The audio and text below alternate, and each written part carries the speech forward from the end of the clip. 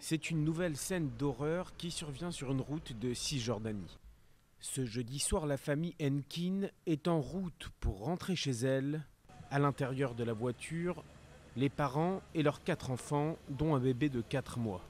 Ils viennent de quitter la localité juive d'Itamar, tout près de la ville palestinienne de Naplouse. Une voiture ralentit à leur hauteur. Des dizaines de balles sont tirées en direction de la famille. Les enfants sont légèrement blessés, mais les 2 parents décèdent quelques heures plus tard à l'hôpital. Nous sommes à Neheria, un village de 300 familles, en Cisjordanie. C'est ici que vit la famille Henkin. Ce soir, des dizaines de voisins se sont spontanément réunis pour parler, pour se parler, pour essayer de comprendre et de donner peut-être un sens à ce qui s'est passé ce soir.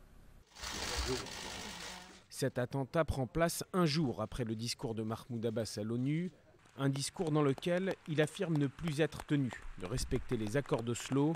Il ajoutait tenir désormais les Israéliens pour responsables de tout ce qui se passerait. Binyamin Netanyahou a lui parlé quelques heures avant l'attaque.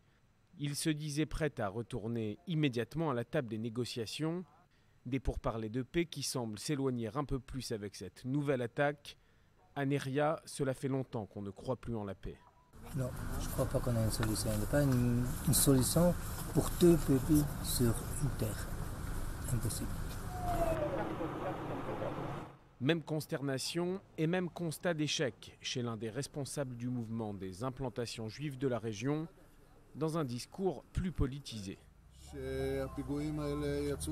Ces attentats arrivent à cause de l'atmosphère qu'installe l'autorité palestinienne dans son opinion publique. C'est dans l'intérêt de l'autorité palestinienne que des événements comme ça se passent, et donc les Palestiniens se comportent comme ils se comportent toute l'année. Et l'idée est de tuer des Juifs parce qu'ils sont Juifs. L'armée a lancé une vaste opération pour retrouver les responsables de l'attaque. Le secteur a été bouclé en totalité. Le Hamas, de son côté, a salué cet assassinat qu'il qualifie d'attaque courageuse. Au sein de la classe politique israélienne, les réactions ont été immédiates et les discours se durcissent. Certains, comme Uri Ariel, imputent sans détour la responsabilité au président palestinien. De son côté, Naftali Bennett, le ministre de l'Éducation, a affirmé qu'un peuple dont les dirigeants soutiennent le meurtre n'aura jamais d'État.